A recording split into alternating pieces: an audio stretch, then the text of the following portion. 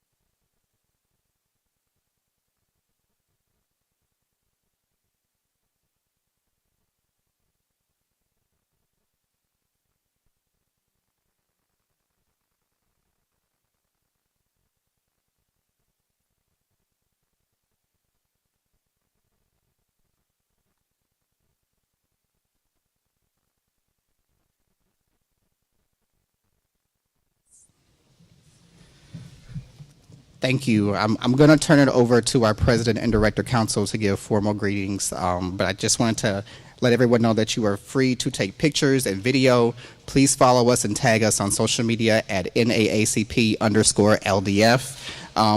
If you need to use the restrooms, they are down this hall to the left and then another left. And today's program will be live streamed on Facebook and YouTube. So that is it for me. It is now my honor to introduce my boss, our leader, for the first time at the Selma Jubilee as President and Director Council, Janae Nelson.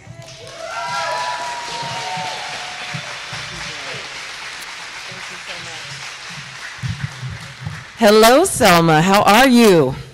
Good afternoon. Good afternoon. It is such an honor to be here. As Jared said, this is my first Selma as President and Director Council, but this is by far not my first Selma. I've been doing this for well over 20 years, and it is such an honor to be here again. Yes, there's a photo of me actually pushing a baby stroller and pregnant at the same time, crossing the bridge. And the reason that we come here every year is because it gives us such inspiration and such rejuvenation to come and stand on the soil of the birthplace of modern democracy. That is Selma. But I want to begin by saying thank you. I don't see Pastor Strong in here. I don't know if he's here, but Lord knows he's got enough to do this weekend. So if he's not here, he is fully excused. But I do want to thank him in absentia for his allowing us to be here. And the congregation of Brown Chapel AME and the Ebonite Mission for sharing this sacred time and space with us. You all are inundated with people who come every year and descend upon Selma, and you welcome us with open arms, and we are grateful. So thank you.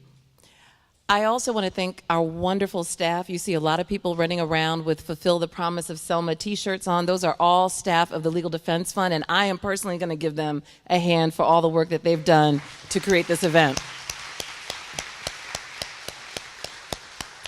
And we have such a wonderful panel. I know you are eager to hear from them. I'm eager to be in conversation with them. But I also must thank Representative Congresswoman, your Congresswoman, Terry Sewell, for being here today.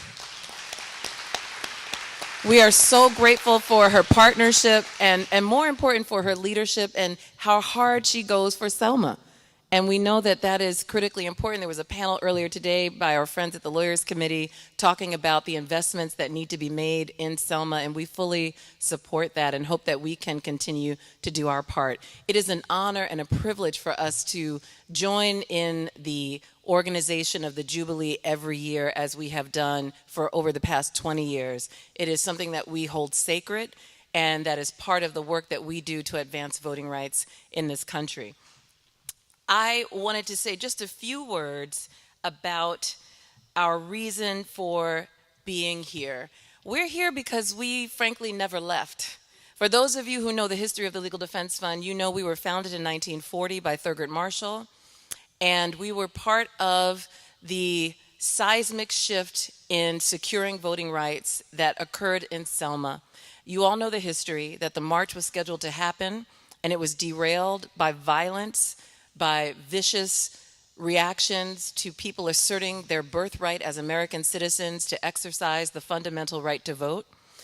The Legal Defense Fund was fortunate enough to be here to intervene, to secure a court order. And it's funny, people think about lawyers standing in front of judges and courtrooms and writing briefs and doing all of that sort of academic stuff, but the lawyers of the Legal Defense Fund, Jack Greenberg and Jim Nabrett and Thurgood Marshall, were on a hotel floor sketching out the map, the route from Brown Chapel to the bridge through Montgomery, to submit that path to the court and have it be an exhibit in a court order so that they could walk unobstructed and obtain the right to vote that we enjoy today.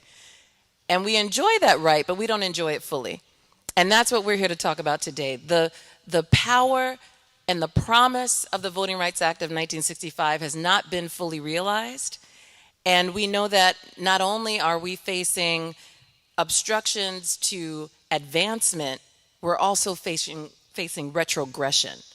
We're facing obstacles that want to drag us backwards, obstacles that are meant to thwart our ability to make the progress that the foot soldiers who we honor when we come to Selma and the freedom fighters who we honor when we come to Selma envisioned for all of us. So today when we talk about Selma to SCOTUS, we do that because we want to emphasize that the fight is both local and national.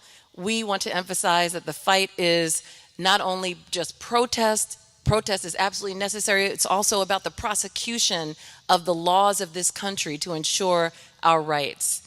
Selma to SCOTUS means that this fight is not just historical, it is a present day mandate for all of us. And so we will talk today about the challenges facing the right to vote, but also what we can do, what tools we can use to advance our ability to elect representatives who will do right by us and our communities and other more marginalized communities. So we have an all-star lineup. They will be introduced. I won't go through each of them, but I will say a personal thank you to Joy Reid. She is a phenomenal journalist who always answers the call. Always answers the call when we ask her to do something this rich and this local and this community based. She does it, which shows where her heart is. And then she's also on national television, bringing it every night of the week with brilliance, with absolute brilliance and clarity. So we will get to hear some of that today. And without further ado, I want to turn the mic over to LDF's new Associate Director Counsel, which, oh, I love saying that. I can't tell you how much. LDF's new Associate Director Counsel, Ms. Tona Boyd. Thank you.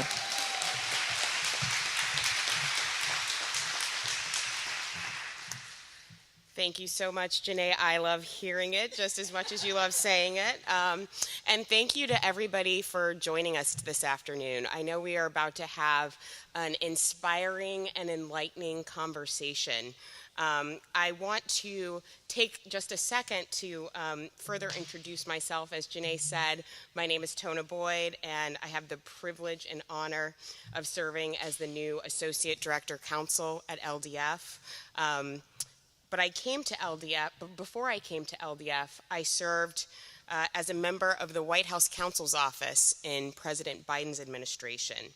And as a senior member of the president's team that worked on judicial nominations, it was the honor of my career to work to aid to prepare and confirm the first Black woman to the Supreme Court, Justice Ketanji Brown Jackson.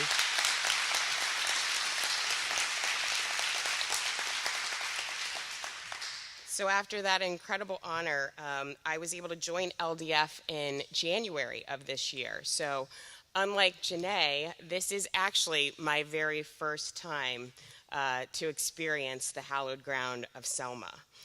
But it is my distinct pleasure to introduce someone who has a long-standing connection and deep roots to this community. She knows this place like the back of her hand, and she cherishes to the very marrow of her bones the sacrifices that were made here back in 1965. And that person is Congresswoman Terry Sewell.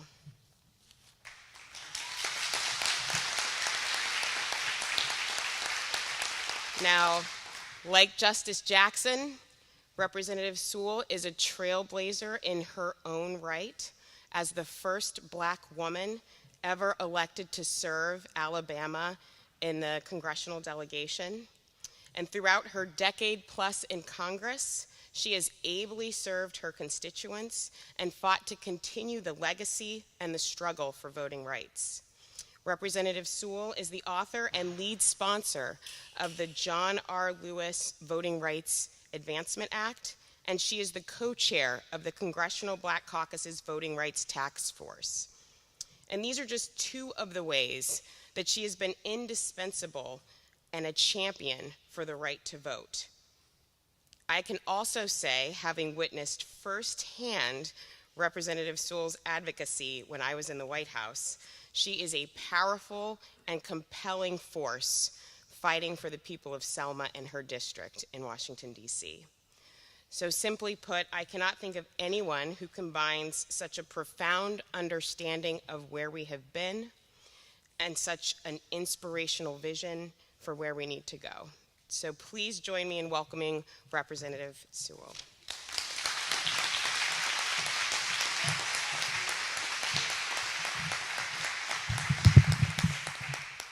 What an introduction. I'm Congresswoman Sewell, and I proudly represent Alabama's 7th Congressional District. It includes the historic cities of Birmingham and Montgomery, and yes, my hometown of Selma, Alabama. Growing up in Selma, growing up in this place, you know, the bridge was a means for which a mode of transportation or a portal to get me home to my mom and dad. And you grow up with a very deep and rich understanding of Selma's place in history, but you also grow up understanding the decline and decay of this city. Those of us who are from Selma, those of us in my district, we're just custodians of America's history. We're custodians of that history, and it's important for us to preserve it and to advance it. I am thrilled that all of you are here, and I welcome you, and I welcome the Legal Defense Fund.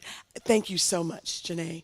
All of you and the hard work that the Legal Defense Fund has done. As you said, the Legal Defense Fund never left. They're still on the battlefield each and every day, and most recently in the Merrill versus Milligan case. I know that you will be talking about that. But do know that I know, coming from Selma, that I come from great stock. I come from a people who dared to make sure that this nation lived up to its ideals of equality and justice for all. It was the people of Selma, Alabama, ordinary Americans who dared, had the audacity and the temerity to make this country understand that every American should have an equal right to vote. And for that, we got the 1965 Voting Rights Act, and I know that I stand on the shoulders of not only giants, but amazing known and unknown folks. As a member, a proud member of the historic Brown Chapel AME Church, I also know, thank you, I also know that we're led ably by Pastor Strong, and I also feel in my heart that this year is different. It's different because on January 12th, this city experienced an an EF4 tornado that really did destroy a lot of property and did a lot of damage in Selma. So this weekend, as you are soaking up the history of Selma, I want you to see us. I want you to feel us.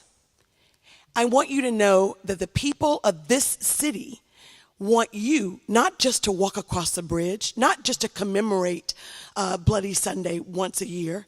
We want you to see us and feel us and help us become the city that we know we deserve. Out of this disaster, we're going to reimagine what Selma could be, what Selma was, frankly, when I grew up here. Vibrant downtown. We want to give you something to do besides walk across that bridge and keep on walking.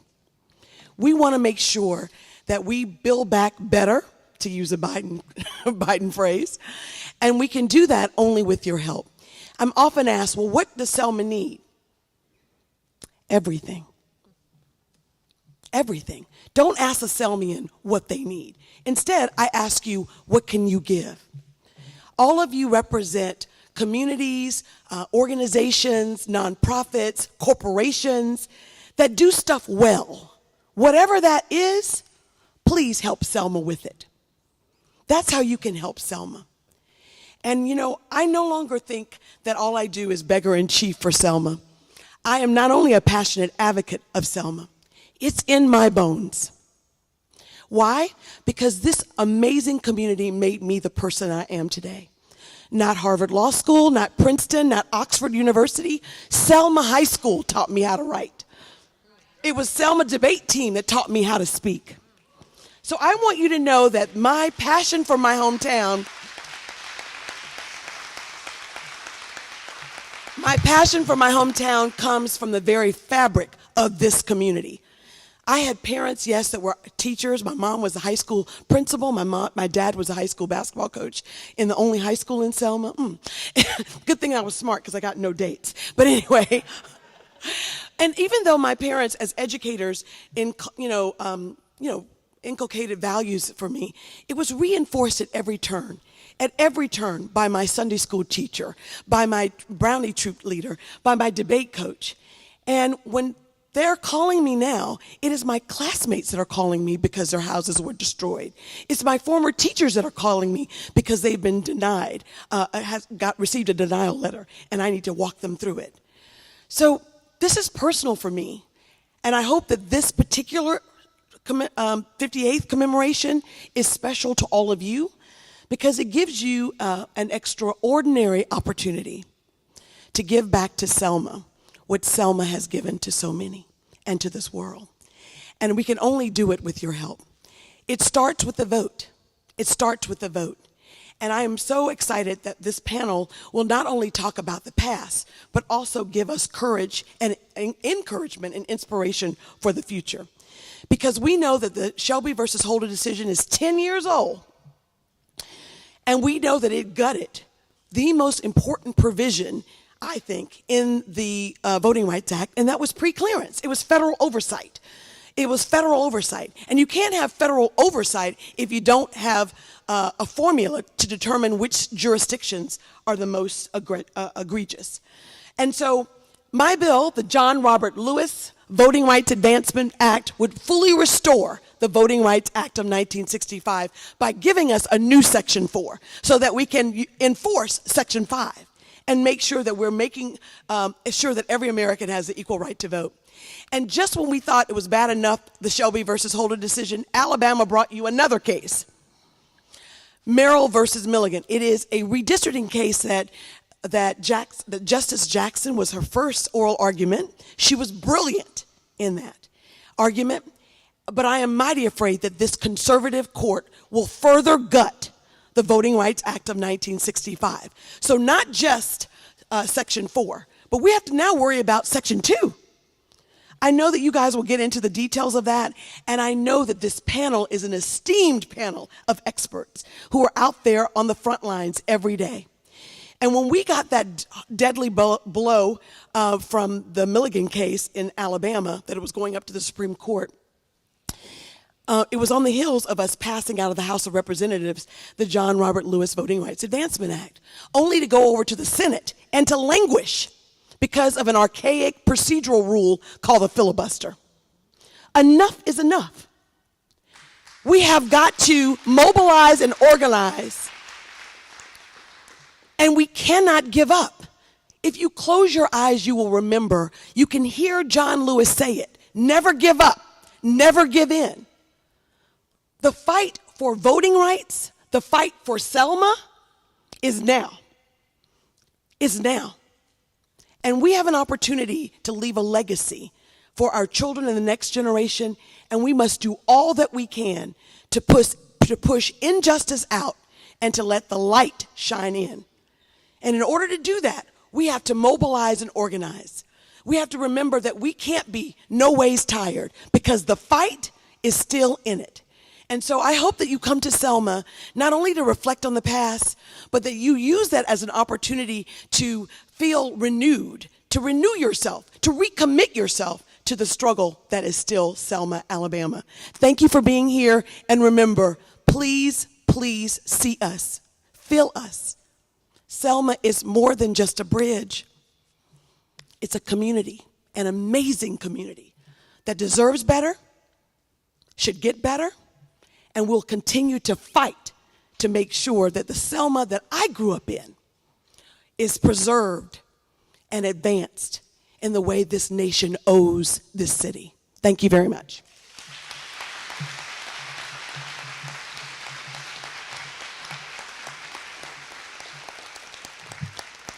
Selma, can we please celebrate your Congresswoman one more time, please? Thank you so much, Congresswoman Sewell. Thank you so much, Congresswoman Sewell. My next task is to introduce our moderator for this evening's panel. But does Joy Reid really need an introduction? The readout has become such an important and vital part of our culture, and a platform to lift up the issues that affect Black and brown communities. There are few people in the world, let alone in journalism, who use their platform so profoundly, so boldly, so richly to champion the causes and current events that matter to the people and communities that we all fight for. No matter where I am in the country, you will always find me in front of a screen at 8 p.m. to watch the readout and catch up on the day's events. Selma, it is my pleasure to welcome our moderator for tonight's program. We are so delighted that she is here with us. Please welcome the legendary, the incomparable Joy Ann Reid.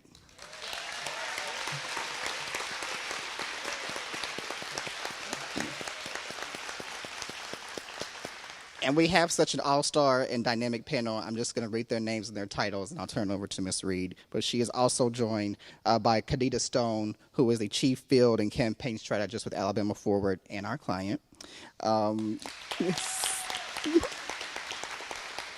Mr. Evan Milligan, who is the Executive Director of Alabama Forward, and in the Merrill Milligan, that's the Milligan right there.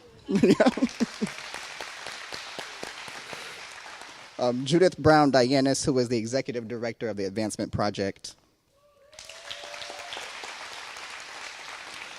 Mr. Rashad Robinson, who is the President of Color of Change.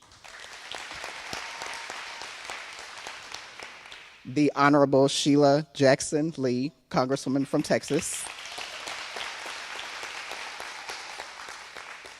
Maya Wiley, President and CEO of the Leadership Conference on Civil and Human Rights. And an LDF alum, I will add.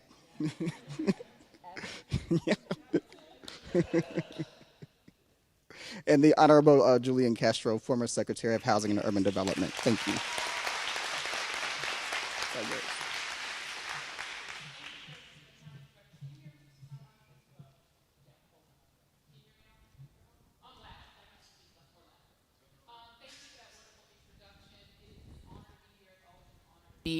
In the space with LDF. Oh, wonderful. I want to congratulate Tona, who I met today. Congratulations. And thank the Congresswoman. It's wonderful to be in your district. I got two Congresswomen in the space right now, so that's an honor. Somebody said earlier, we in high cotton today, so I'm here. So thank you all. I want to just start by saying that, the thing that I love about Selma and the history of this city is the story of Selma has everything. It has every piece of the drama of the American story. I mean, you think about the fact that march, that violent march over that bridge that is named for a leader of the Ku Klux Klan, it takes place 100 years to the month. 100 years to the month after the surrender of the villain Robert E. Lee to the very much underrated Ulysses S. Grant. It's 100 years plus a month. And so you think about that people were waving Confederate flags on that bridge as those sheriffs were beating Reverend John Lewis and the other marchers. And so you think about that. And so I want to start with you, Janae, and just have you reflect on the fact that the history is so cyclical that we are in a sort of a new Confederate moment when you have a reassertion of the history of the losing side in the Civil War. They are asserting themselves and demanding to seize control of our history, but also of the rule of law. And so I just would love for you to reflect for a moment. You spoke a little bit about it on the dais, but on leading this organization and this battle in this era, given the history. So thank you for that, Joy. What I'll say is what I've been saying a lot lately, and that is that what's clear is that the fight for racial justice is not one that has a conclusion in this country. It is too deeply rooted in our DNA and in how we came to be for us to ever think that we can turn our backs on that fight and not expect it to grow again and take root and metastasize in the way that we're seeing it now. And if we pay any attention to history, as you said, that cycle is constant. The cycle itself is constant. So when we had Reconstruction, that was followed by redemption, right? And that was the effort for white people who assumed a certain supremacy in this country to redeem the entitlement that they thought they were owed. And after the civil rights movement, we saw a backlash. And we're seeing now a backlash to 2020.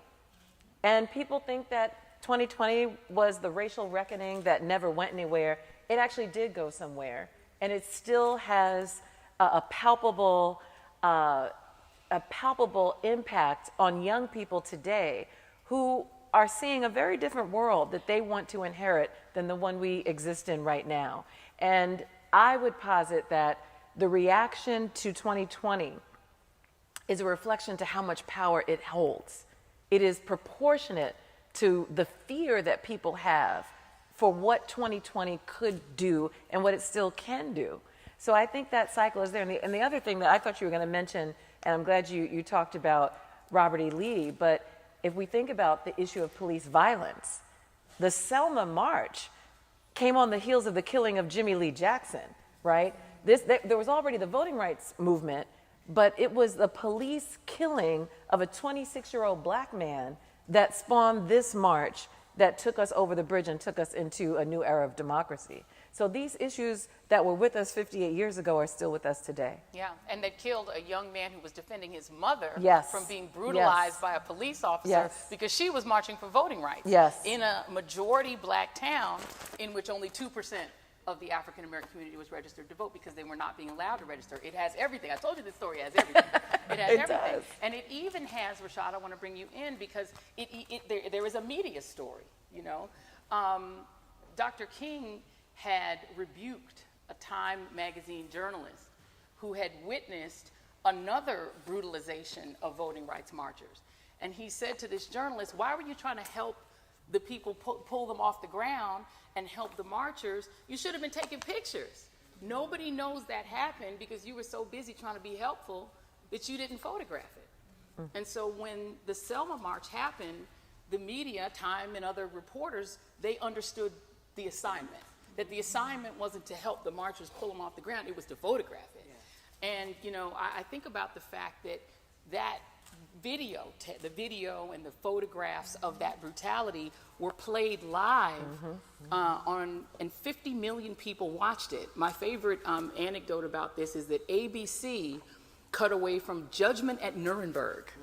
Little trivia thing for you, right?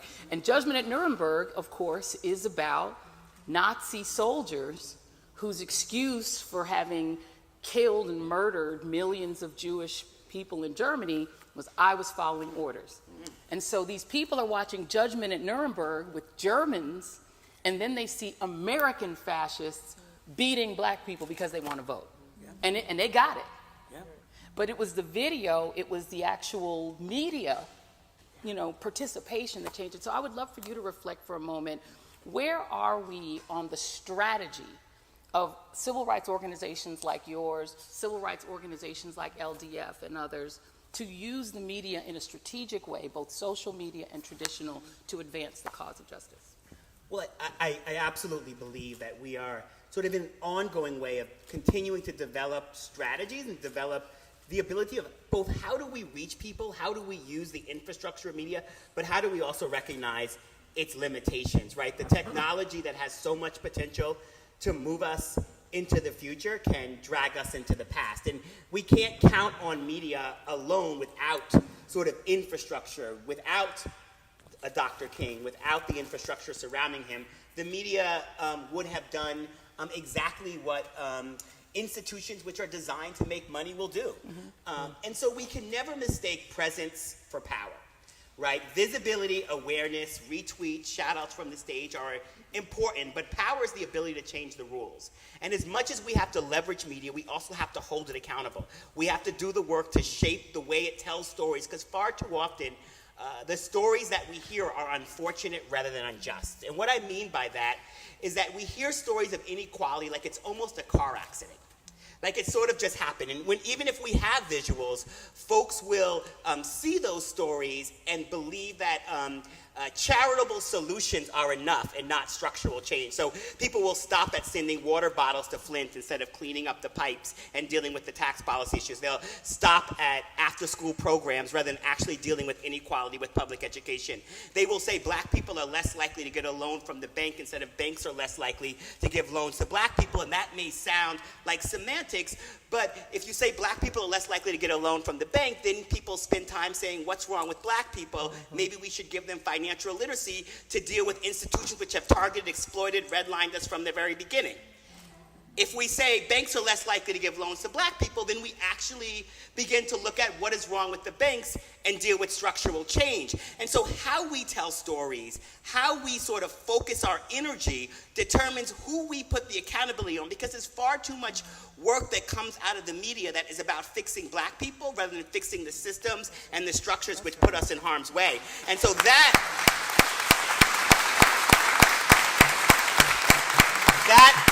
Joy, I think, is why the story of the combination between media and infrastructure, political, organized infrastructure, that type of infrastructure that was built not just by King, but by so many of those around him, so many of the organizations and leaders that built movements that could channel the aspirations and the hopes and the dreams.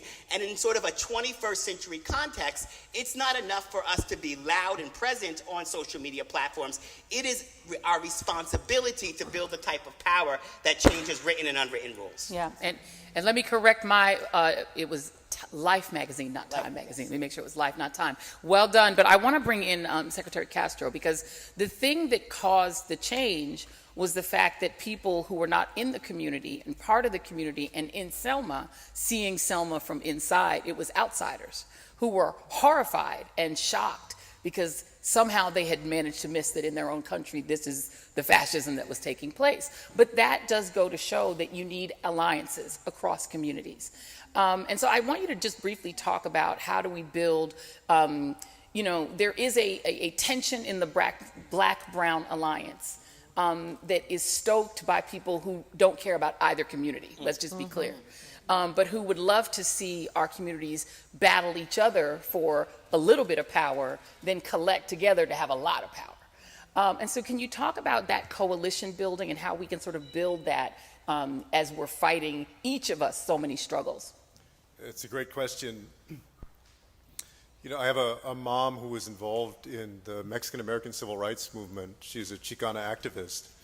And so I grew up watching an activism that was very much building on the larger, broader civil rights movement that we celebrate this weekend in Selma. And so the first thing that I think about when I think of coalitions going forward is that I think there's a very strong foundation to build on. The other thing that encourages me a lot is I believe that in this youngest generation, that they work better together than ever and are finding new ways to coalesce, to bring their voices to bear on a whole variety of issues, from police brutality to climate change to abortion rights to any number of issues. Sometimes, we inflict harm on ourselves, and Janae and I talked about this yesterday at the LDF board retreat, what happened in Los Angeles with those Latino council members and the comments that they made, the racist comments that they made, I think set things back, not only in LA, but beyond that. But the number of people who are working together already and who want to work together, the number of people who share a more common experience also that is the foundation of working together is much, much greater. And so it gives me a lot of hope that moving forward, that coalition building will get stronger and stronger. I grew up and I represented as mayor San Antonio, which today is a city that is 74% people of color, about 64% Latino and 10% other people of color, Black, Asian American, Native American.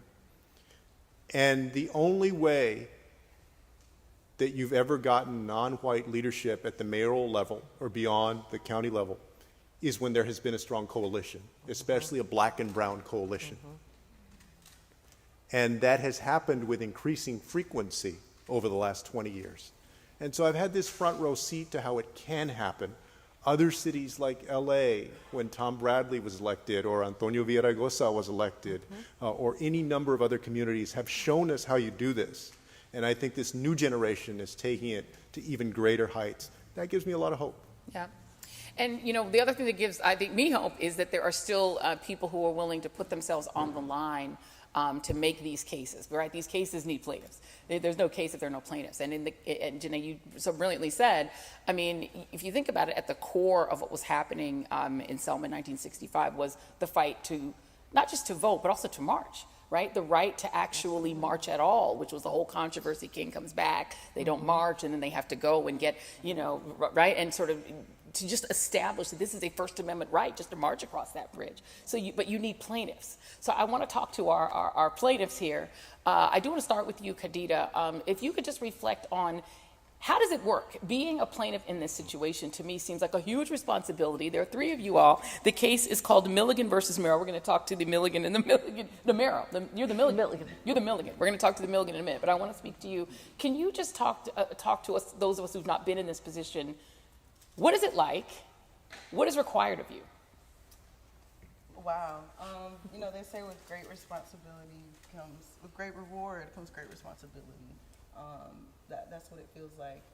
But in terms of like the case and what's it about, so we decided to sue the state of Alabama for their racist congressional map. So in Alabama, you have 7 congressional districts, and each one represents 14% of the population.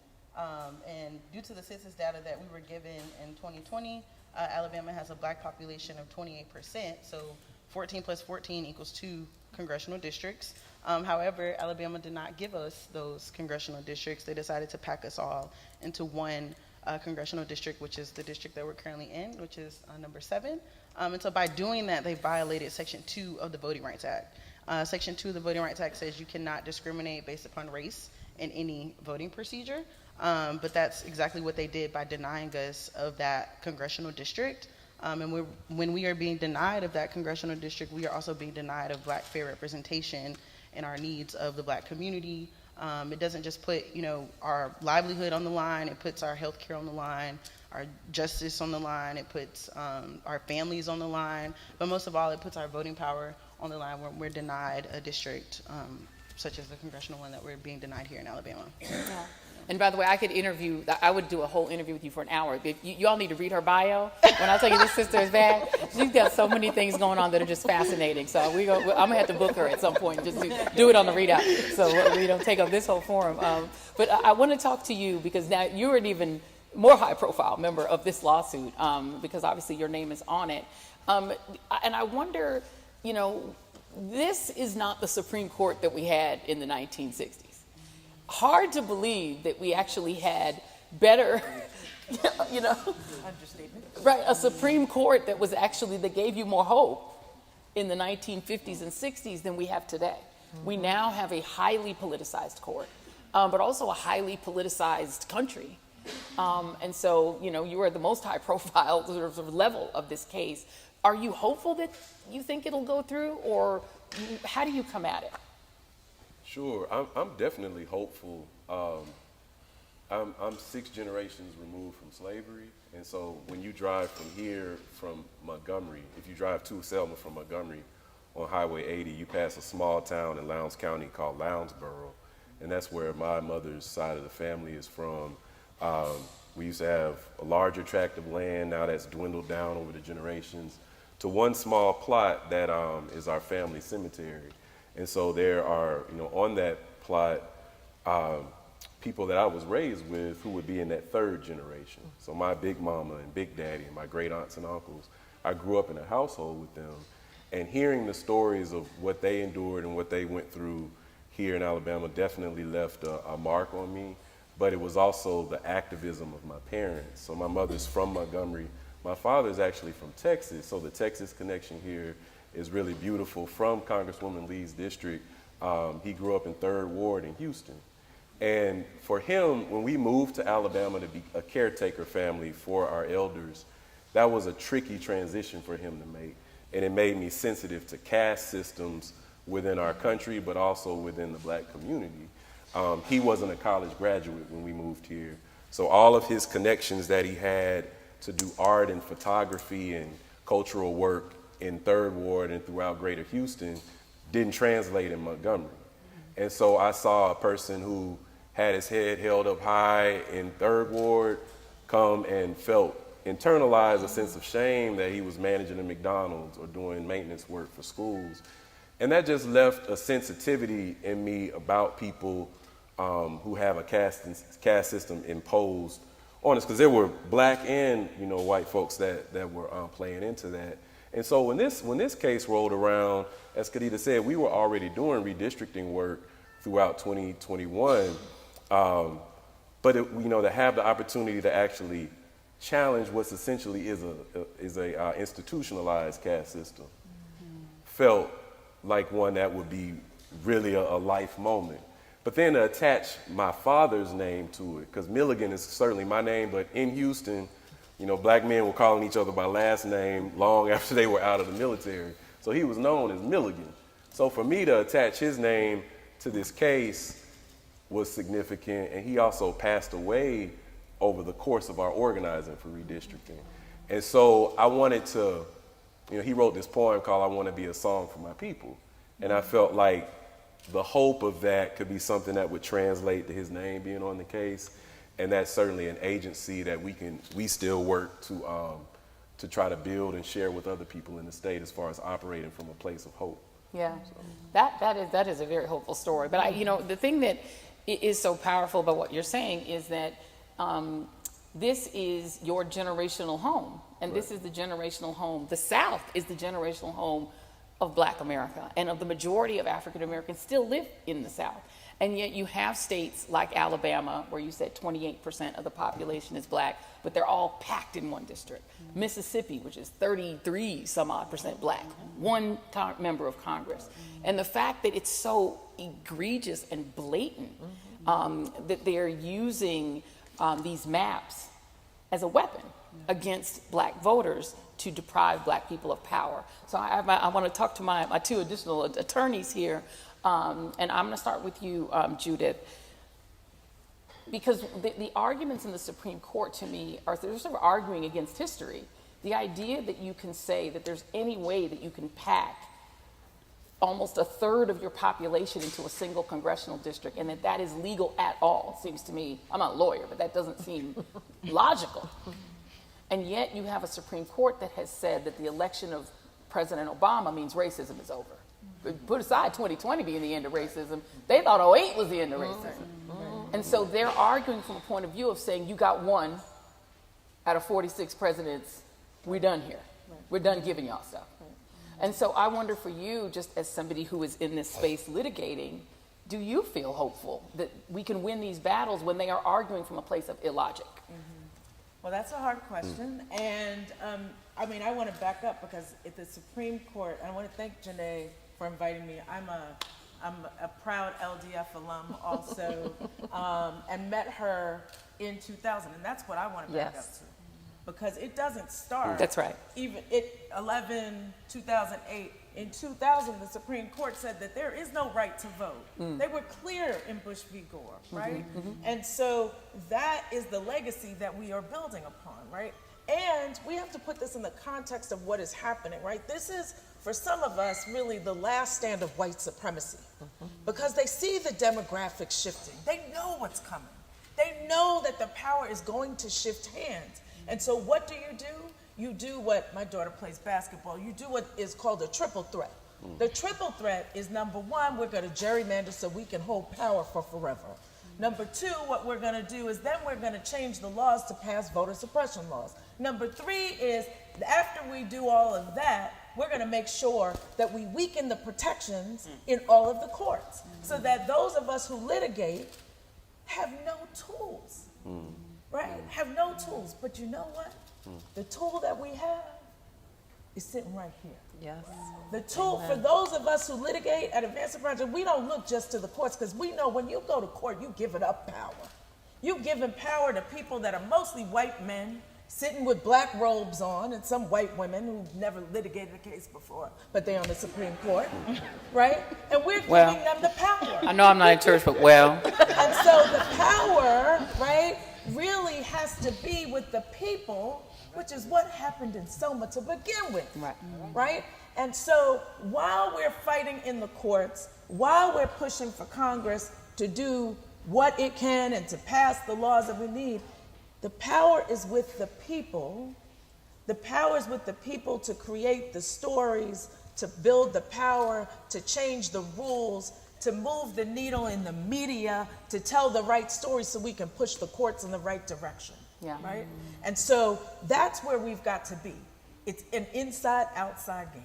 Yeah, for sure. And I mean, here, I told you this story has everything, because here, there's just all sorts of irony, Maya, because the very Voting Rights Act that came of the Bloody Sunday attack is the very act that is now being eviscerated by the Supreme Court and taken apart bit by bit, because they've decided that 58 years later, we no longer need protection, while they're also gerrymandering black folk into one district, even though they're 28% of the population, right? So it's kind of all happening at once. And then you go to 2000, some of the architects of the Bush v. Gore strategy, then fast forward, are the architects of the plan to do the fake electors to keep Donald Trump in office.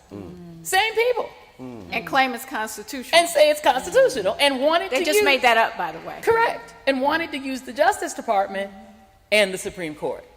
It's like a full circle. And so I just, for you, can you lay out how the battlefield looks on the legal side, on the side that just believes people just ought to have the right to vote?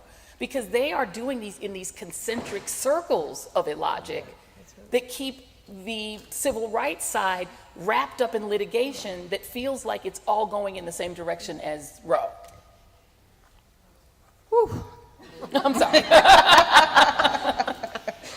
When Joy asks you a question, she's actually said so much that you have to figure out what to say. It's always the challenge on being on the readout, and always brilliant. She already blew my mind on the plane, now you've blown it again.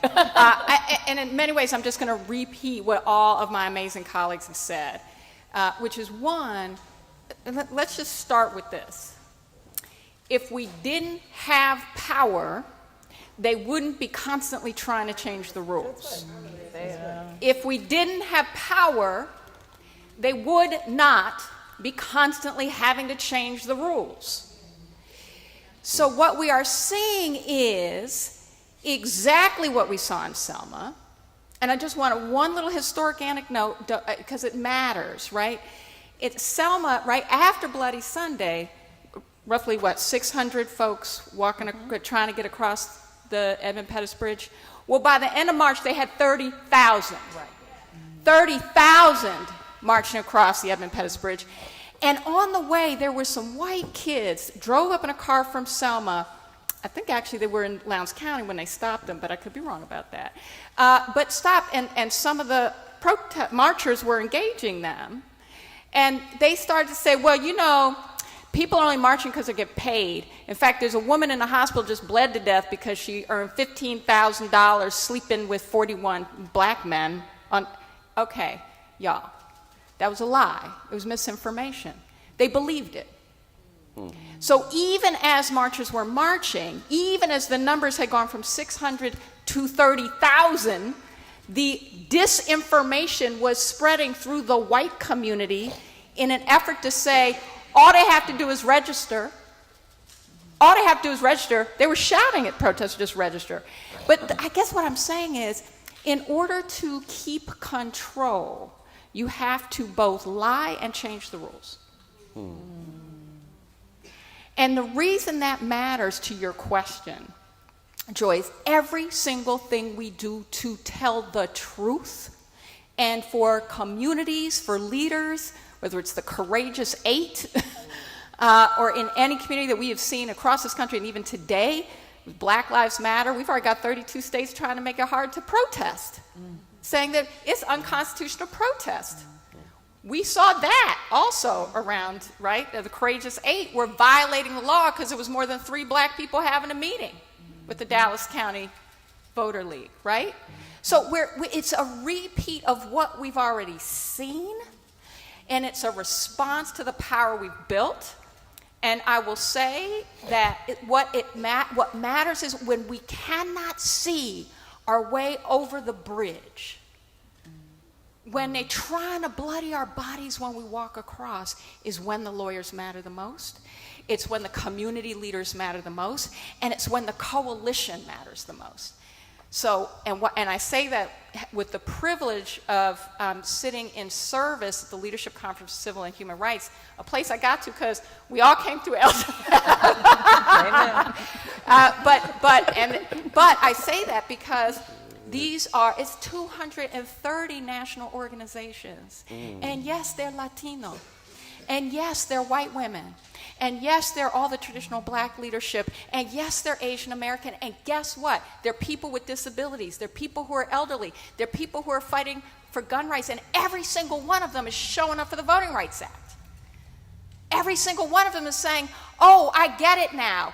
Instead of just telling me I can't have an abortion, they're also going to make sure it's harder for all the people going to show up and vote you out of office if you try to put your ban on my body. Oh, now I see why it matters that you're doing that to black people. And that's what we're seeing right now. And I just want to, and I want to say this because I don't know where the legal cases are going to go. I don't know. I know what Khadija and Evan are going to keep doing. That's right. And I know what the rest of us are going to keep doing, supporting Khadija and Evan. And I know what else we're going to do. We're going to be figuring out with Rashad how we build that power he's talking about, and we're going to be showing up on your show because you never stop. And this congresswoman right here, let me just say, she scares me half the time, and I'm on her side. I'm telling you.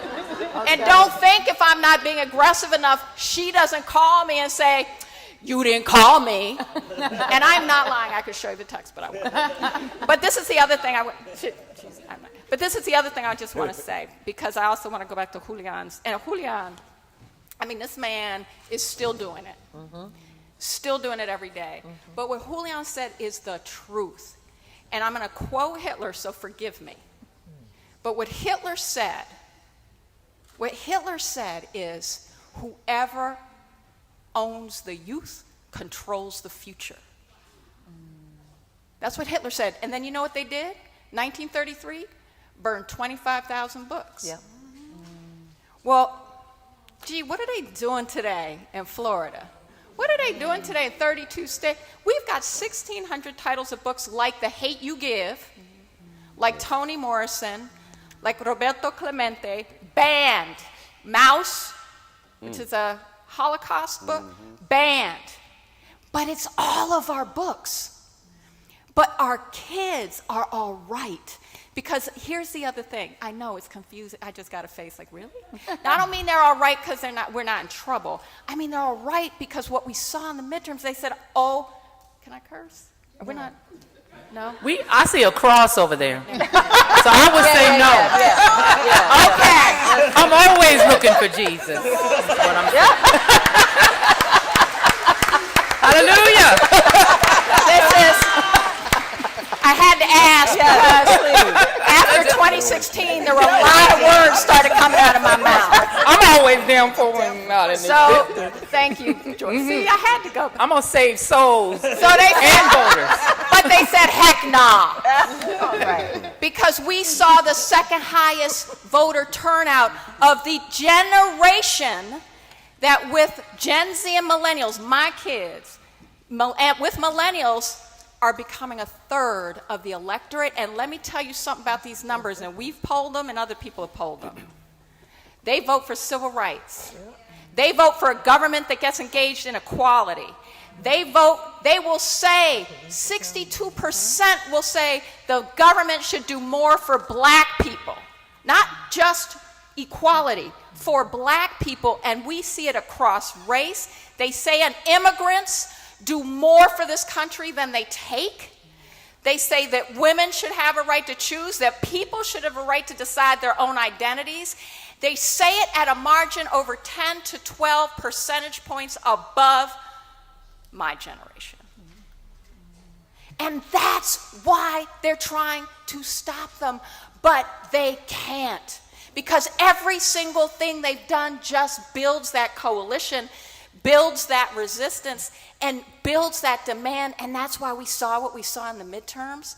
And that's why if we focus, and this is a thing that we are working on as a coalition, on getting 4.5 million, just in the swing states,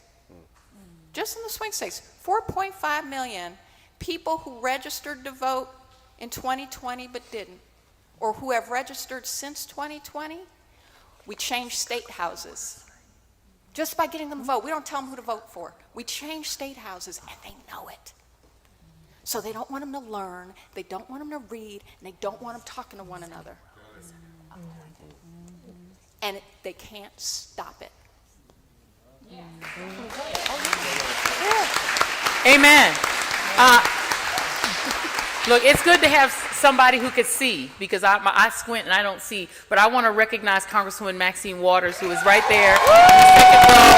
Now we have 3 members of Congress, members of the Congressional Black Caucus. Thank you, Rashad. Rashad's got that. He's the eagle eye that spotted her. She tried to be low key in the second row. She tried to slip in, right? But we spotted her. Well, now I want to go to the Congresswoman who is here with us. And by the way, just to what Maya said, it is really important. I'm a polling geek, so even though polls are, lately. But in the last election, for the first time since the 1960s, white voters under 30, because even with Obama, white voters under 30 still voted majority Republican. White voters under 30 have always voted majority Republican. White voters are 60-40 Republican, no matter what the age. For the first time, 55% of white voters 30 and under voted Democratic in this last midterm. So I'm going to tell you, when they say they don't like wokeness, they don't mean us being woke. They mean their kids. What they're afraid of is not black folks been saying woke since the 40s. They didn't care about the word woke. When they cared about it was when white kids started voting for Black Lives Matter. That's the woke. They don't like the empathy of their children and their grandchildren, because you know how they gonna vote? With blacks. And that's what they're afraid of. That's why they're afraid of woke. I want to get the Congresswoman in, because you want to talk about people who believe in Mission Impossible. My husband and I executive produced a film called The Big Payback, which if you haven't seen it, it's an excellent film. Erica Alexander, my sister Erica, co-directed it, and it's about the fight for reparations. And when I tell you this sister is the star of that, is the star of it, because you've been fighting for reparations and you took up that fight in Congress, and I commend you for that.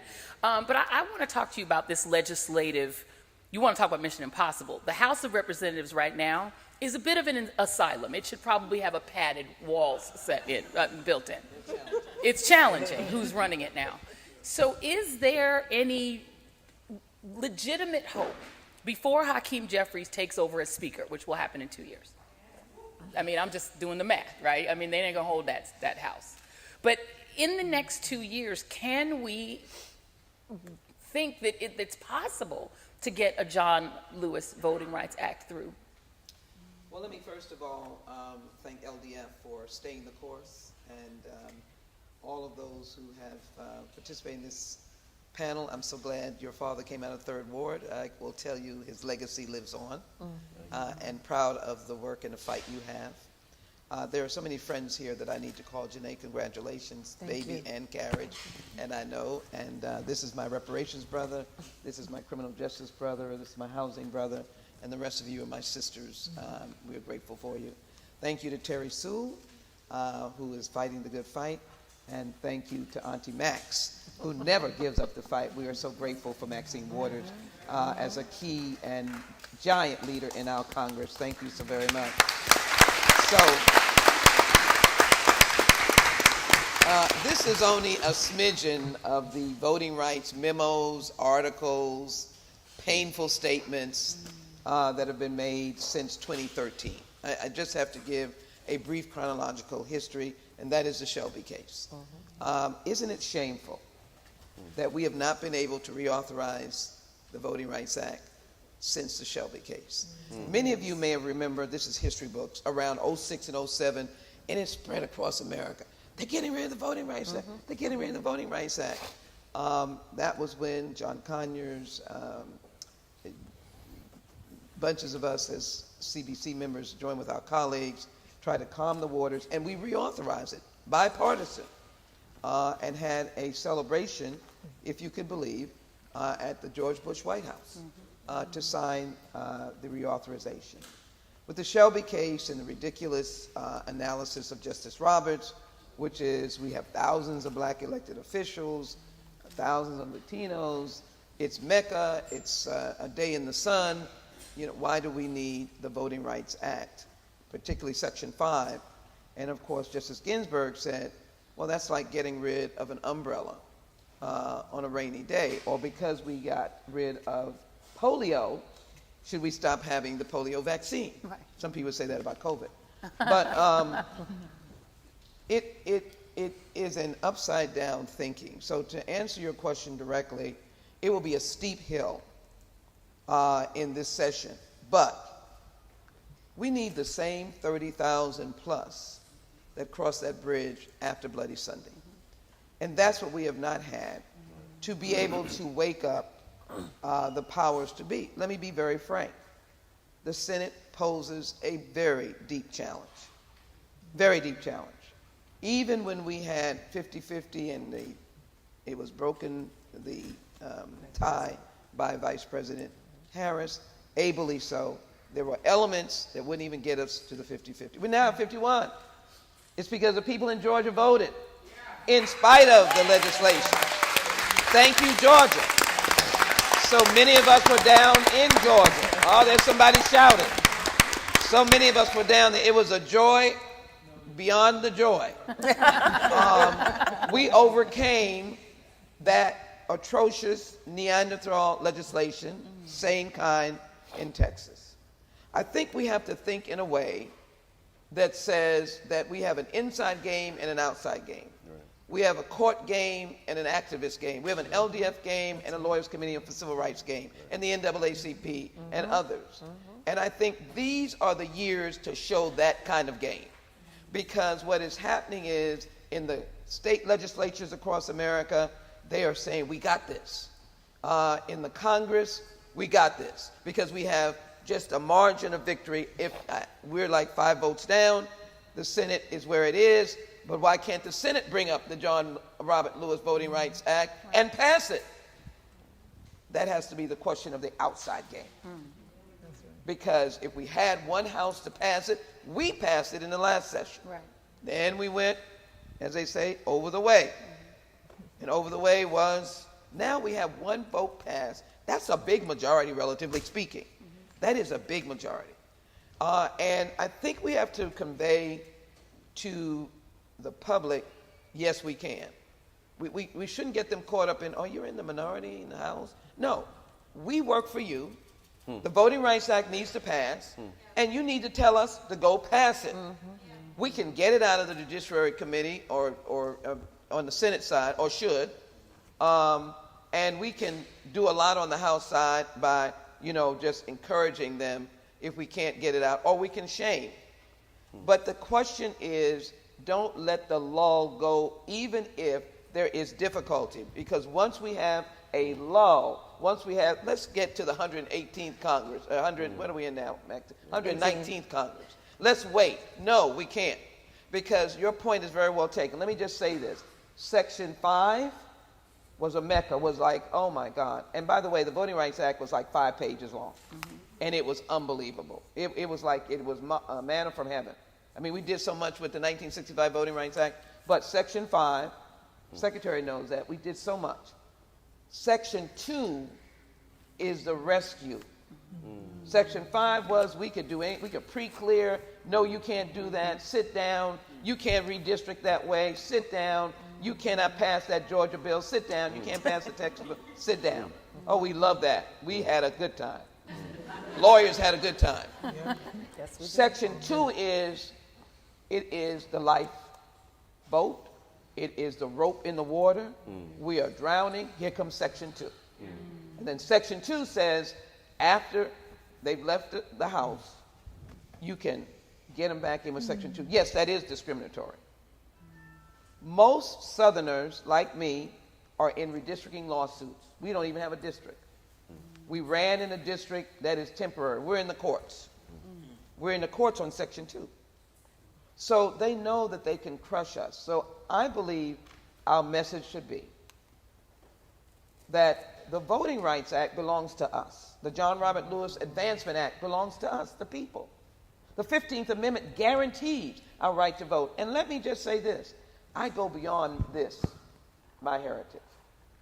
And everybody knows I am rightly so H.R. 40, the Commission to Study and Develop, Study Slavery and Develop Reparation Proposals. Thank you, my teammate, because I don't think there's any shame in that game. It is so well documented, but it all depends on elections as well. And the question of Section 5 and the 15th Amendment and Section 2, they don't belong to me as an African American. I say they belong to all Americans. And I'm pushing that agenda, and I need more people that don't look like me to be able to say that if they come for me at night, they'll come for you in the morning. Right. You won't have a vote as well. Right. And so we need to collectively say to our elected representatives, one, you need to represent. We know that in the community. Represent. I'm representing. You need to be able to represent. And that means you represent all of America. And if I don't have a vote in 3rd Ward, Houston, Texas, you won't have one in Little Rock, Arkansas. Nor will you have one in Utah. Nor will you have one in upstate New York or New England. And that's what is not being penetrated to those folk who would have the ability to change their mind. You ask the question, what will it harm you for there to be a legitimate Voting Rights Act? And I think, Joy, you've hit the nail on the head. People analyze about what they will lose, what will be taken away from them. And they really should analyze it from the perspective of how we will be better together, how the accountability will be better. Maybe we will not elect an individual who has been 10 different people in the last 6 weeks of the time that they got elected to the United States Congress. Maybe there will be accountability of that district. If they had the ability to make sure, because New York's under a voting rights challenge as well. So we need to be able to say that your right is my right, your vote is my vote, and if one vote is gone, my vote is gone, your vote is gone. I believe that what we should do in the 118th Congress is that we should not let it rest. We should not let the crisis of voting rights rest. And we should challenge the House, the other body as we are supposed to call it. We cannot mention the Senate on the floor. That is an insult. So we cannot talk, we have to say, and Maxine, I'm sorry, Congresswoman Waters, we have slip-ups all the time. Our memory fades. We can't remember. Names get called, and you're not supposed to do any of that. So you say the other body. And I think there should be a massive effort for the other body. What is the other body doing? Have they put the Voting Rights Act on the floor? The other body. And a massive effort of not letting them rest is going to be very important. Because, again, you are going to crumble the house of cards if you take 5, which is already going, that's Section 5, and 4 is a formula, and you take Section 2. So the final sentence on this is, people voted in Georgia, Pennsylvania, Michigan, and Wisconsin.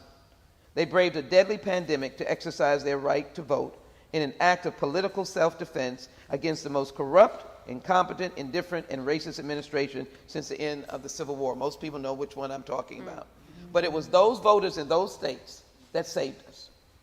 They charged out in the midst of no water, long lines, cold, whatever it was, to do their job. I'm going to put the onus on us as representative government. And we need to be fighting in the halls of Congress for you to see us pushing the agenda of empowerment of all of our voters. We should not rest until we do that. If we can't get it done in the 118th, we'll certainly be poised to get it done with Speaker Jeffries and a Democratic United States Senate. Amen. All right. Amen. So I think the Congresswoman has given us a good turn, because I want us to do a future, I want to go down the road here and give us some future leaning strategies. so that we can be prepared for the fight ahead. So I do want to start with you, Janae, but we're going to start with you, but I'm going to have your section be called Scaring is Caring. We do this on the show. We call it Scaring is Caring. I just, because I like to know. I want to know what's coming. It's like when you're on a roller coaster. What I hate is going up, because you don't know what's coming. You know, when you hit that top, that's when it's really terrifying. But to me, the most terrifying part is going up, right? I want to know what's coming. So what should we have on our agenda for those who are taking notes and mental notes? What are the cases we need to be looking out for? What are the legal fights ahead of us that we need to be preparing ourselves for a fight inside, outside on? All right, so I am going to scare you all a little bit, but you know, it's okay. It's okay. Fear is a motivator sometimes. That's it. But I will start with Milligan versus Merrill. And I got to tell you, I mean, you see these plaintiffs, these clients of ours right here, they almost don't need lawyers because they are just so amazing and know the acute threats that we're facing. This case is not just about Alabama, though. I want to be clear, and this is the scary part. The Legal Defense Fund was successful in proving that in 3 states, 3 different congressional redistricting plans are based on racial discrimination. We found that not only in Alabama, but South Carolina and Louisiana. And those are only the cases that LDF is working on. And those are only congressional maps that we've been focusing on. There are state maps, there are judicial maps, there are school board maps, there are maps of all kinds across the country that are racially gerrymandered. And this case that actually deals with Section 2, and the Congresswoman explained it so well, that Section 2 is a life raft. And it is the only thing that is giving the Voting Rights Act any body at this point, any applicability to actually be an intervention in this type of discrimination. So a lot rests on this case, Merrill versus Milligan. The court already, in another case called Brnovich last year, already narrowed Section 2 to some extent. When you talk about voter suppression tactics, the court already said, you know, well, the test is this way and that way, and Alito came up with some invention that has no basis in any other legal precedent. So they've already started to narrow and whittle away at Section 2. And now, when we talk about gerrymandering, and Judy said it so specifically, it is a way of actually using systemic racism in the form of political lines to entrench political power and to make white supremacy something that is in perpetuity, because the numbers don't bear it out. The demographics don't bear it out. But if you change the rules and you change the lines, you can entrench it. So a lot is resting on this case. I don't mean to scare y'all too, because this is y'all's case. But it is really a significant one and a linchpin. But of course, we always have a backup plan. We're not just going to rest on our litigation, as much faith as we have in our cases. We're also on the ground, and I'm even thinking of, I don't know where tall Steve Lance is, who was just doing the work in New Jersey, along with the folks at the New Jersey Institute for Social Justice, and Jared, who was just part of the launch of this campaign, was it just last week, where we are fighting to pass a Voting Rights Act in New Jersey in the same way that we passed the most progressive state Voting Rights Act in New York just last year. We are not limiting it to the courts. We are not limiting it to Congress. We will continue to push Congress for sure. But we are also going to push a state game and a local strategy, because we can't leave any opportunity untapped. It's too critical. This next generation of young people who are relying on us to give them a pathway, we've got to seize every possible modicum of power that is available to us. So we have an organizing game, we've got a legislative advocacy game, we've got a strategic narrative, strategic communications game. Every possible intervention that exists, we are trying to tap into it, along with our partners, many of whom are part of this conversation. So it's a little scary, but we're not afraid. All right. That's all I can say. Amen. Amen. All right. That's excellent. Thank you very much. I'm going to ping pong a little bit because Congresswoman Sewell said that, you know, see this community. And, you know, I do want to acknowledge that there was this devastating tornado, and just take a pause for a moment, and given that I have your expertise, I'm going to take full advantage of it. Give us some forward-leading strategies. How can this community make sure that it gets the resources that are needed, given the fact that this is a state that is not exactly friendly political territory to Black Alabamans. And so how do we make sure that those resources come here? How can people wage that fight to make sure that this community is healed? Yeah, constant pressure and constantly staying on the organizations that are at the forefront of responding. Usually it's HUD, FEMA, right, and the SBA. The good news is I know firsthand that Congresswoman Sewell is a great fighter. Also, I think Secretary Fudge at HUD is somebody that understands and is sensitive to making sure that people don't get left behind and that Black communities are well represented when we're talking about SBA loans and HUD funding and everything else that comes in disaster recovery. All of the activism that you can bring to bear on the regional offices of those organizations, and then also, of course, on national leadership makes a difference. And from my experience, the one thing I would say that folks should keep in mind is that there's always flexibility. I saw that in New York, New Jersey. I saw it 10 years later in Louisiana. And so sometimes when the answer is no from HUD, that actually is not the answer. Yeah. And so all of the organizing and the pushing, the coalescing that you can do can make a difference, especially if you have folks in power like I think you have at HUD right now and in the White House that are willing to listen and willing to work with folks. And I'm going to keep you for one moment. Give us some hope, because I remember years ago, I don't know if you remember this, you and your twin, we sat at the same table. I don't remember what state we were in, but we were with Chris Matthews. It was like the hardball team, you and your staff members and your twin. And we talked about Texas. And you said, give Texas 10 years. And I think that was in 2012. Let's pretend that was within 10 years. Okay.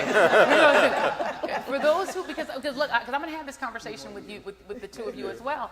I'm obsessed with the South because, it's still where we live, right? And I think that the Democratic Party makes a tremendous mistake pretending the South doesn't exist and pretending there are only 16 states. Whenever they plan elections, they're like, we'll plan them in these 16 states, maybe 17, we added Arizona, right? And then they're like, every other state doesn't exist.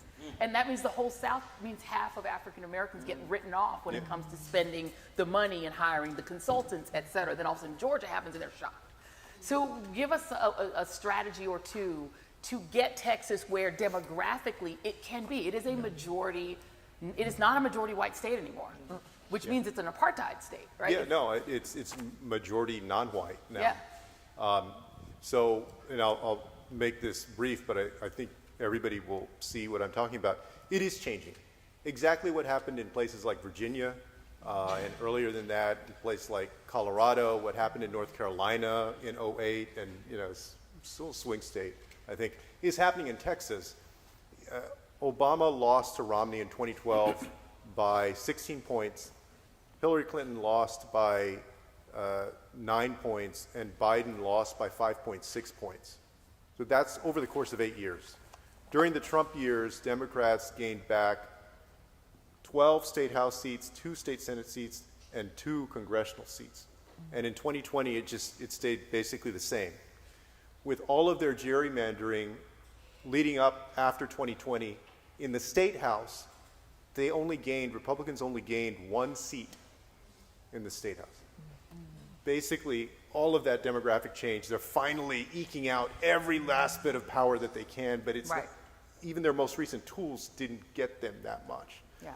So it's happening, but this is a state now that has 22 media markets. It traditionally has not been a strong union state, and so some of the things that help other states move along have not been as strong there. And scaling the kind of investment that you need to scale to turn it around takes a lot of resources. Yeah. So keep the faith. Don't roll your eyes the next time you hear. We have great leadership like Congresswoman Jackson Lee, who has been fighting the good fight for a long time, and it is making a difference. Once that happens, that's 40 electoral votes. Yeah. And keep in mind that it took 100 years from Robert E. Lee waving that white flag and dozens of Robert E. Lee statues going up all over the country and him being celebrated as the winner to get the Voting Rights Act, which Selma got us. You have to be patient. Politics is not a game of instant gratification. It's not like getting a Happy Meal or a Big Mac meal, right? It's a long wait, like at a good restaurant. It's like making gumbo. Takes a long time. But you're going to be thankful when it's done. So I want to swing back over here and talk, because look, if you think Texas is tough, Alabama's tougher. I think Barack Obama got like 11% of the white vote here, right? And so you've got racially polarized voting. The vast majority of white voters, it's much more than in a Michigan where you can get 40% of white voters. Here you get like 11%. But of that generation of white voters, talk about the strategies for getting voters of color in a state like Alabama to have enough hope to register and vote, because I know that's a challenge in southern states where people feel like we don't win anything. So if you each want to talk about that, we'll start with you. So we first have to start with the numbers here in Alabama just to get some orientation. There are about 5 million people here in the state, and 4 million are 18 and older, right? Of that 4 million, according to our Secretary of State's office, there are about 3.7 million registered voters. Now, our state, as you've heard, 28% African American. If we add up people of color, that's 36% of the population. So of our registered voters, that's about 1.3 million. This is not a voter registration problem here. There are about 200. There's a margin, 300,000, 400,000 that, with voter rights restoration and other outreach, need to be brought in. But it's not like what our neighboring state in Georgia has been going. We just got to the population that they had in the year 1970. So that's been a state of constant growth. So for here, as you just said, there's about a 30%, 70% split when you look at statewide elections, and it really plays out along racial lines. So the state of Alabama's future is in its growth, and the growth of our cities. And if we look at the census data, people of color here have driven the growth of the state, particularly like new Americans. Had we not had folks, many of whom undocumented, in our communities, we would have lost one of our congressional seats. So finding ways to support those who are doing civic engagement work, small business owners from our communities, is essential to making sure that they have enough hope to want to continue to fight and sustain their work here. And then also speaking to Alabamians, as we call our in the Alabama diaspora, people who are from here but live elsewhere, to let them know about the beautiful work being done by activists, by teachers who are carrying the torch and carrying the legacy. And those folks can be supported from anywhere in the world. Right. And so as we build that culture, then there's more of a reason for people to come here and to stay here to continue doing that work and growing our population. That's fantastic. Khadija, can you build on that? He took the words. Well, how can we support, Alabama Forward, I love the name of it because it is so hopeful. How can we be supportive of the work that you all are doing? Yeah, so we have an initiative called Shake the Field, and it's to bring civic engagement and culture together, because the issue that we see amongst Alabama is like a lack of education, or like people don't see interest, and that's only because people are only going to be close to the issues that they care about. And so we found ways, innovative ways to get people to talk about the issues. So like we have an album that talks about social justice issues in Alabama. We partner with local artists. We have like a creative hub called Liberation Lab, where we're partnering with them, and they're creating content that's talking about social justice. So just trying to find new ways to educate people who aren't voting. Because like Evan said, we don't have a voter registration problem, we just have a voter apathy problem. Nobody wants to get out and go vote. So with our initiative and the work that we do at Alabama Forward, we're pushing forward, finding different ways for people to come out and not be so against it, because I think that's a huge thing. It's just like, oh no, they don't care, and it's like, no, that's not what's really going on. It's deeper than what you think it is, and come to us and help us. Let us help you get educated about what the problems are. Yeah, absolutely. No, absolutely. And support organizations like Alabama Forward that are actually doing the work, and make sure y'all get the investments. This is also a fundraising appeal. Everybody needs to get some money. Let's come back here. I want to come back to you, Rashad, because the other piece that we're dealing with that is challenging in the work that I do, but also even more so in the places that you're fighting, disinformation. Give us some strategies to fight the disinformation that we're seeing just proliferate and explode on social media, and apparently on Fox News, where they just say stuff that ain't true, and to get the people to watch. What we're seeing with disinformation is not an accident, it's manufactured. And it's manufactured through a whole set of choices. And so until we actually have rules of the road, until the FCC and Congress actually regulates, until we actually do the work to hold tech companies accountable for the incentive structures that amplify certain types of things and don't amplify other types of things, we're going to be constantly running up the hill, hoping that we can outpace billionaires as they make money. And I do think that this gets to this larger idea that we try to operate at Color of Change, is to hold the line between real solutions and fake solutions. And this idea that we're sort of kind of in an ongoing way sort of thinking about what's coming down the pipe, right? And we will have a lot more fake solutions hitting us in the years to come. And one of those fake solutions is the solution of diversity alone, right? That black faces and brown faces in high places will be the saving grace without structural change. And right, the New York Police Department is more diverse than it ever has been before, but that doesn't mean that New Yorkers are any safer from the police, right? We saw what happened in Memphis. We see what happens through these strategies at tech companies, in Hollywood, and everywhere else where our stories need to be told, consequences for our lives are at stake. And so to this extent of mis and disinformation, there is a deep sort of disinformation around the role of diversity, and we actually have to do more to sort of raise the floor on what's acceptable and push up the ceiling on what's possible. And that requires structural change and structural solutions. It also requires us to hold corporations as accountable as we hold government, and face down and actually tell a full story about why we don't have change. Because when we don't tell a full story, we end up with, well, the Democrats didn't pass the George Floyd Act. Right. And so now we're going to be mad at the Democrats. While there are a whole set of corporations that said Black Lives Matter, but then gave their money to politicians that stood in the way of public safety. Right? There are police unions that get to sit at the table one day and then get to stand in front of Kim Fox's office with the Proud Boys the next day, and they get a place at the table. And until we actually hold the enablers and those that play hear no evil, speak no evil, and see no evil with our lives, we're actually not going to be able to leverage full political power. And so our strategy has to be broader than just the political space. It has to operate in all of the sectors that impact our lives.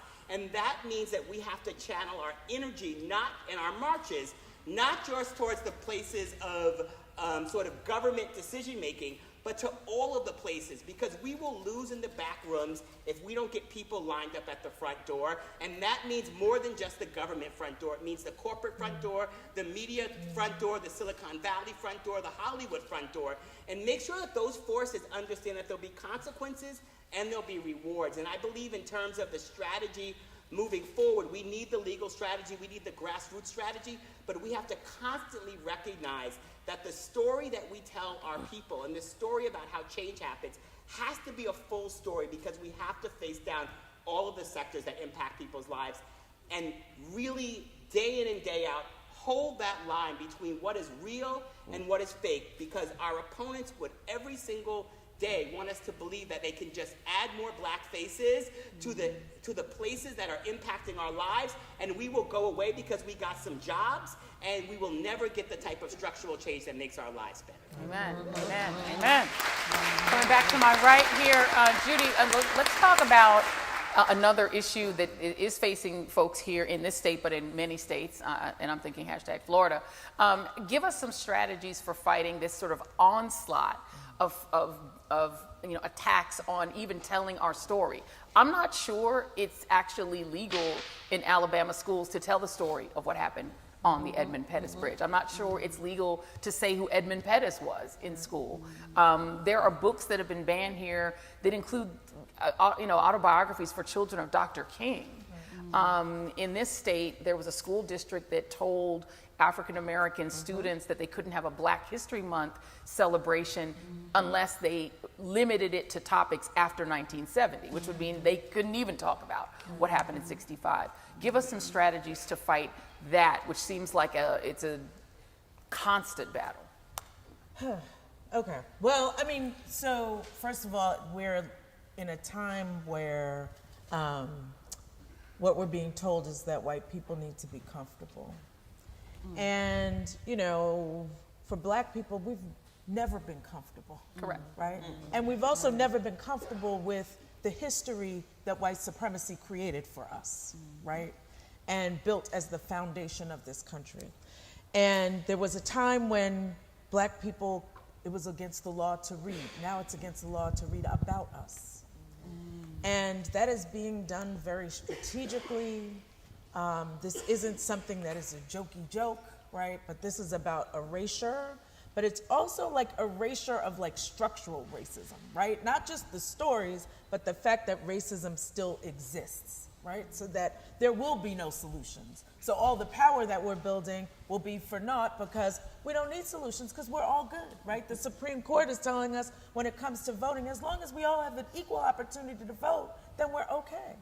And so I think that, you know, one of the things that, while this is troubling, et cetera, one of the things that brings me hope is the fact that I feel like our movement for racial justice is stronger than it has been in decades, right? When I think about what happened in Selma and in the years after that, there was a little bit of a lull for a while, a little bit of a lull. When we weren't taken to the streets, where our organizations, the infrastructure of our organizations was weak. But now we have a movement that if we look at what happened to Mike Brown, right? The murder of Mike Brown and all of the movement that came up after that. But not only the movement that came up, but that the fact that that movement was being connected with SNCC. That our elders were training up our youngers, right? And that connection about the history, the understanding of the why, but also the way to organize was happening. And so for me, this idea of what is the strategy is organize, organize, organize, right? And understand that there is a power grab that is going on, that is happening at the state level. And if we organize, the demographics, you know, people say that destiny is not demographics. I'm trying to make it that. And trying to make it that is so that we have the power that matches our numbers, so that that kind of thing cannot happen, so that the rich history of this country, including the fact that the first time I came to Alabama, I was called a Yankee, and I'm from New York. I was like, I'm a Mets fan, not a Yankee. I didn't understand. I didn't understand that the Confederacy was still a thing, right? But to understand that we can actually overcome that with the organizing that we do among all of our communities. Queens Queens I'm a in the Mets house. girl. I just Sorry. want to say that I'm from Brooklyn and I'm a Yankee fan, but thank you very much. I appreciate it. Sorry. Okay, I'm going to wrap. I'm going to close here with my final two panel members, and then we are going to wrap. But I'm going to come to you, Maya, because I would actually love to get your opinion on how we can take some perspective, because you talked about the fact that you're starting to see accountability. I can tell you that a lot of folks that I talk with, their sense of what accountability looks like is all wrapped around one man, the former president of the United States. Give us some perspective on how we can level our expectations about this one individual's level of accountability, because, I don't know, my expectations are rather low, but give us some perspective. Well, let's just say CPAC. Because I think what we're seeing is it isn't about a man, it is about a white supremacist movement. It is a movement that has deep and old roots, but it is showing itself very visibly, unapologetically, explicitly. There is no more Southern strategy in it, where it's like wink, wink, nod, nod, we'll just do a dog whistle and pretend we didn't say some race. It's like, no, we're just going to say it out loud and be proud about it. And the reason I say that is that we have so many examples now, and we have heard, and we need to build on this conversation about, but are the Proud Boys going away if Donald Trump goes to prison? Because the answer is no. In fact, they may have fewer chapters, but they have more members. Are the Oath Keepers going away? We don't know. I mean, some of them going to jail. But I think the point is, when we look at Buffalo, when we look at Tree of Life in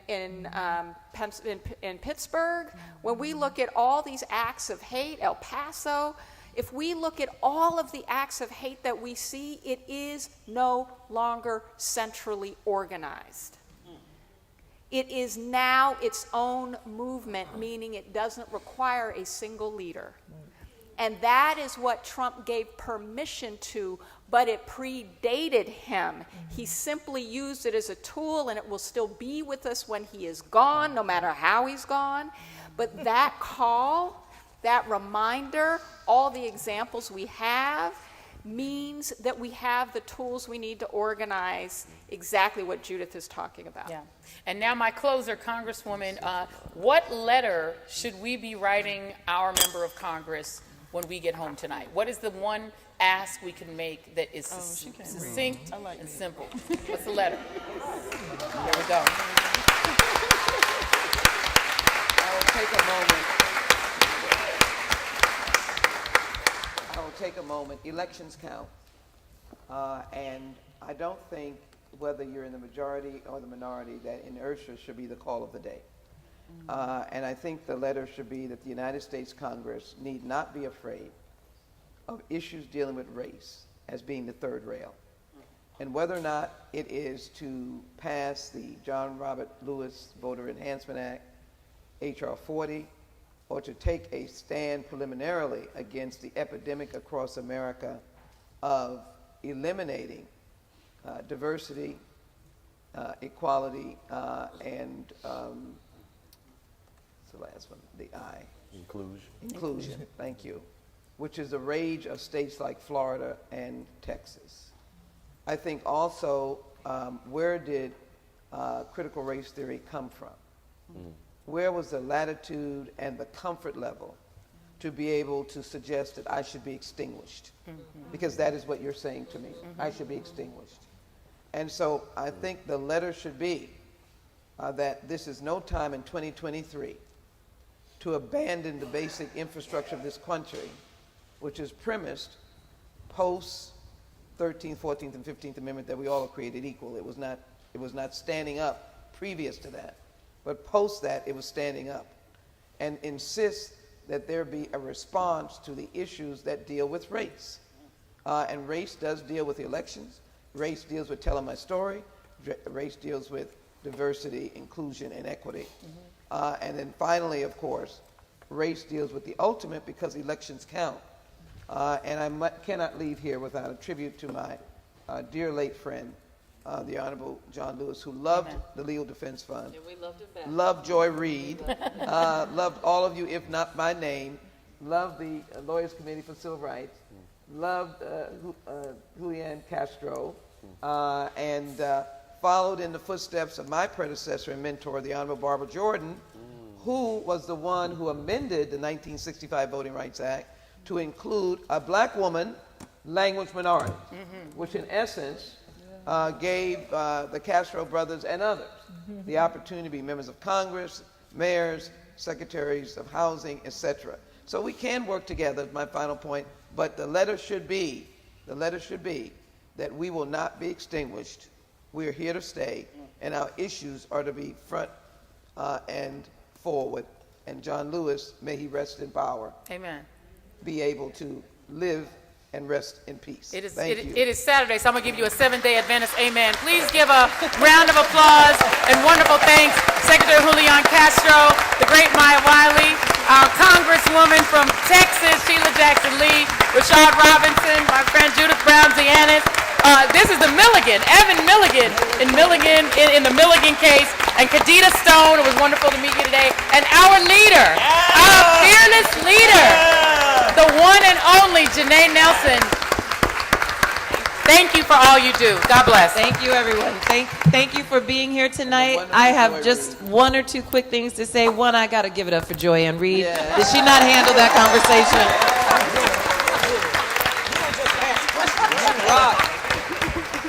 The Queen, let me say this. When I started this and I shouted out Pastor Strong, he wasn't in the room, but he is with us now. He's over there videoing us in the corner. But Pastor Strong, I just want to tell you how much we are so grateful for your hospitality and for enabling this to happen. We have a reception that I hope you all will stay around for, but also please join me in thanking the ASL interpreters who made sure that everyone could understand and see this. Yes, they had to work. They worked too. So thank you, everyone. In the words of John Lewis, democracy is not a state, it is an act, and I expect action from each and every one of you in service of our democracy. Thank you.